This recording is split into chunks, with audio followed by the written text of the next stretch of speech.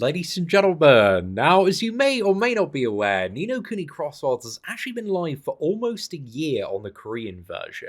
So very good news if you're enjoying playing global at the moment, enjoying the field bosses, kingdom content, or just getting smacked about by wallet warriors in PvP, there is a lot of additional stuff coming.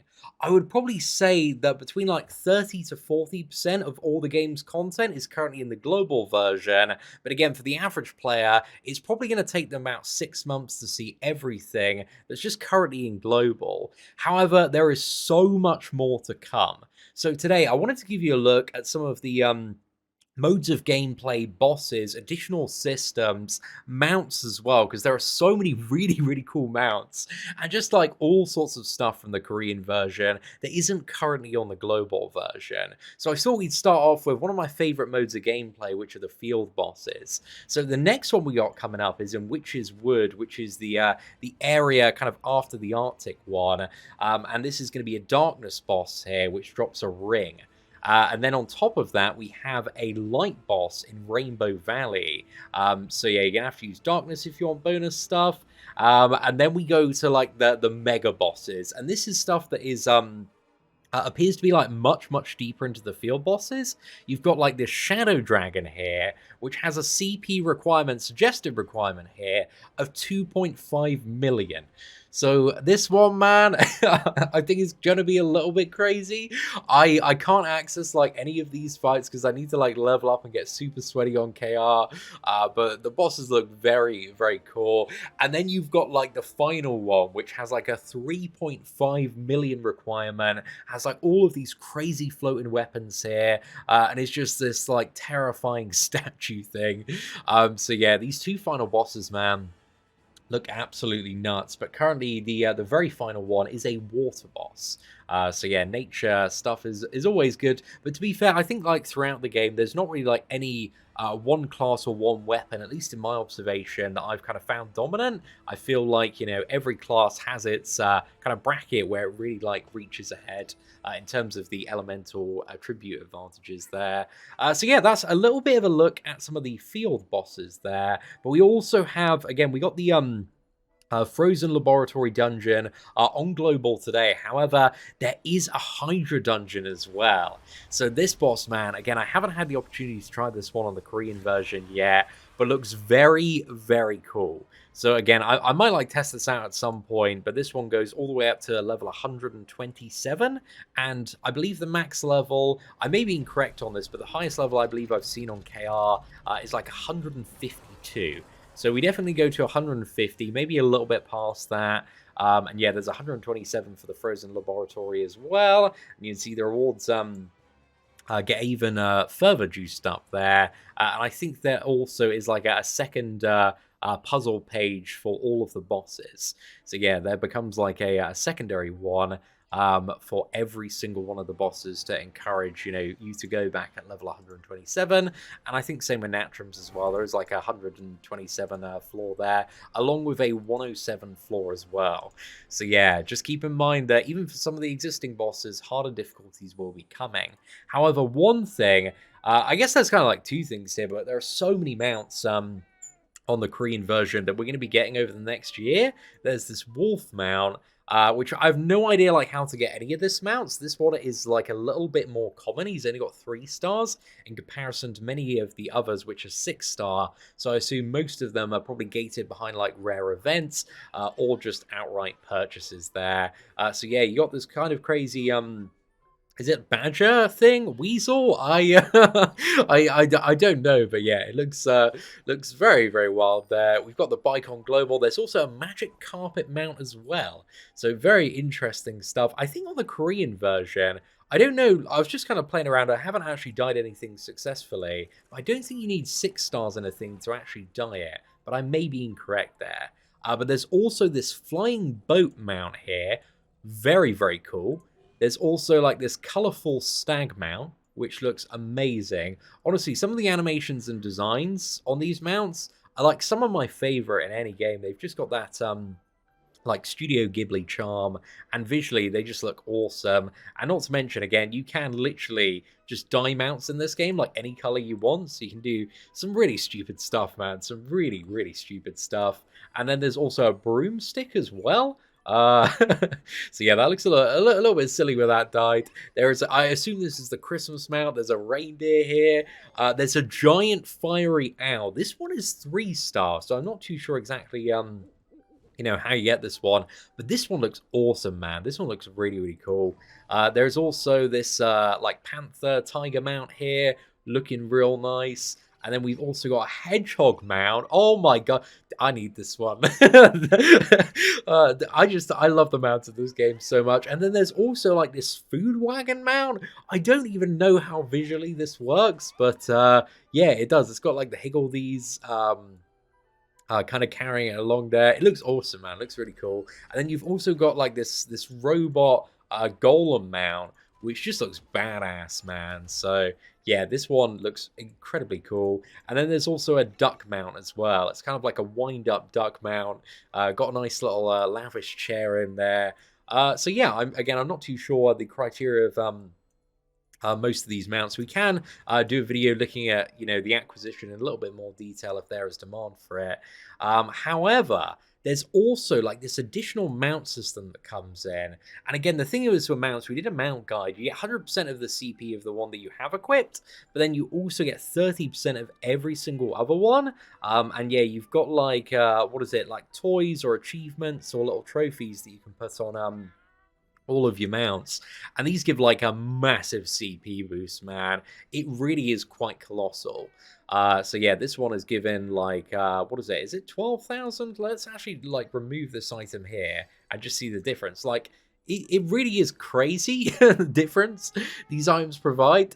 And again, even for the ones that aren't your primary mount, getting like these additional items for your mounts. Again, if you had 30%, dude, that's still like 3-4k there, which is pretty damn nuts. So yeah, that's a whole additional system that's come in, but also just to show you the leaderboards and the CP after like a year, dude, the top people are like 5 mil plus.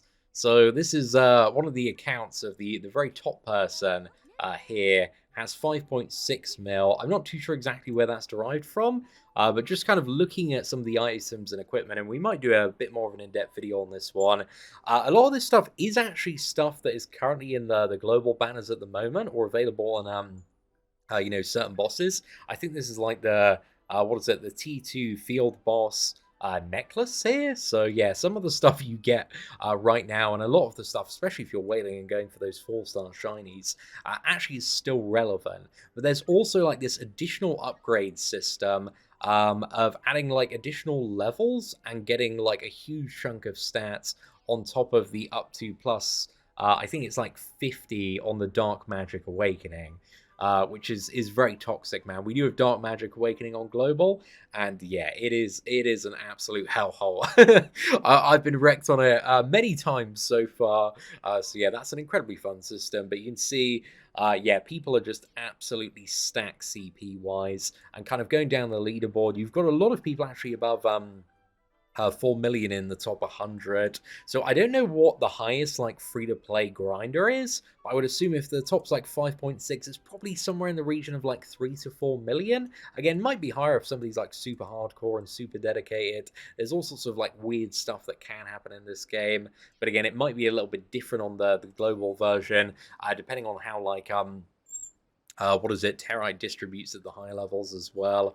So yeah, we'll have to wait and see on that one. And also, just to show you as well, there's like 2 different modes of PvP. So you got Lava Valley, which we currently have on Tuesday and Sunday, at least in Europe on Global. But then there's also like the Higgledy Capture one, which again, it is arena, but it's not elimination based. It's like capturing Higgledies and then like holding them for the longest amount of time.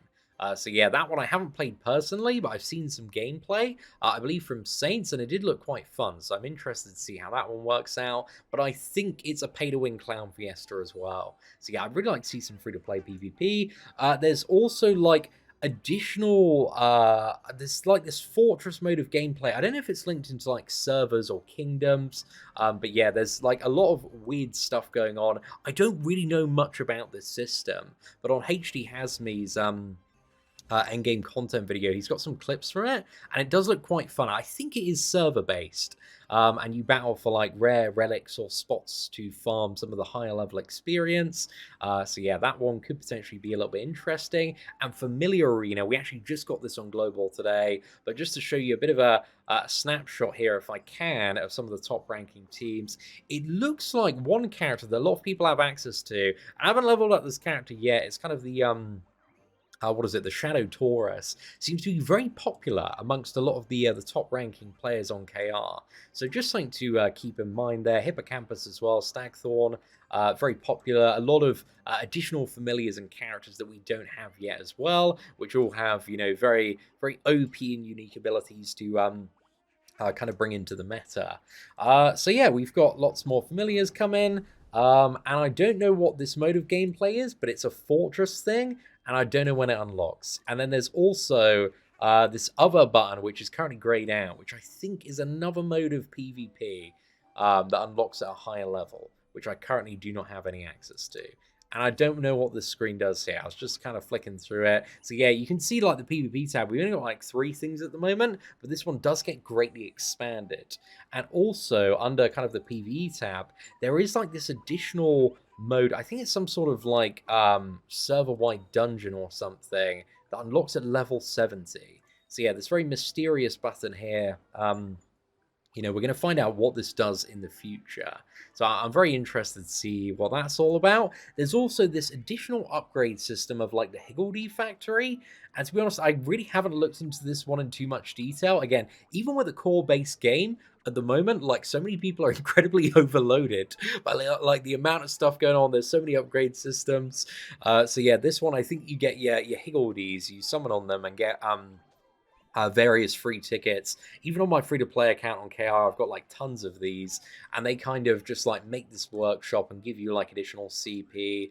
I don't know if they like generate any sort of additional rewards. I haven't been paying like enough attention, but yeah, you get like a lot of these things just by like casually playing. They're also added to the Swift missions as well, so before they get added, you might want to save up a few Swift solutions potentially if it's literally like the week before. But yeah, I'm interested to see what happens with that system. Now, just in terms of the map and additional zones, there are 2 additional ones on the map on KR. There's a level 101 to 128 zone off to the right-hand side here, and also to the left-hand side, you've got a 129 to 147.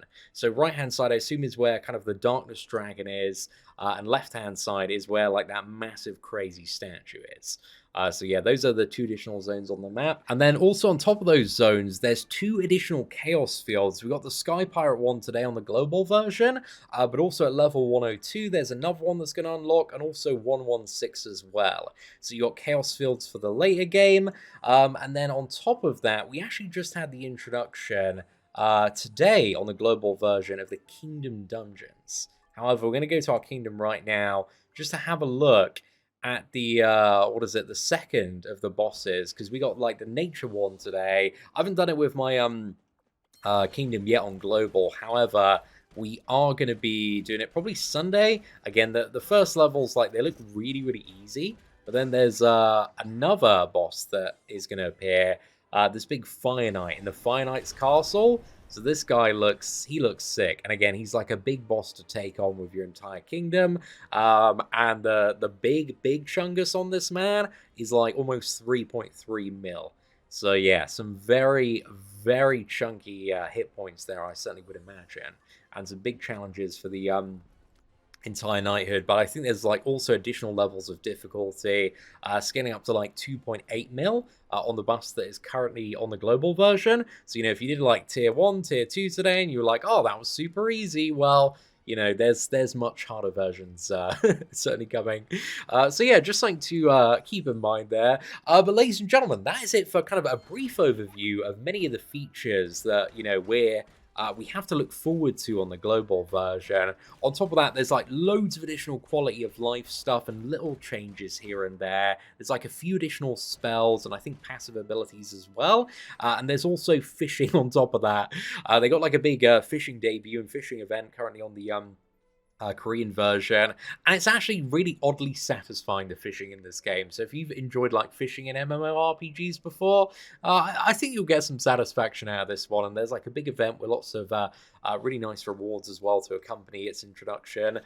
So yeah, just, something to keep in mind if you are playing the global version. We only have like a small sample of all of the content that's probably going to be dropping within like the next 6 to 12 months. So yeah, if you did enjoy today's overview, please do smash that like button. That'd be greatly appreciated. Thank you all very much for watching. Take care, and I hope you have an absolutely fantastic day. You are not subscribed to the whale sin of spending? Who decided that? Subscribe now, or enjoy the bitter taste of regret.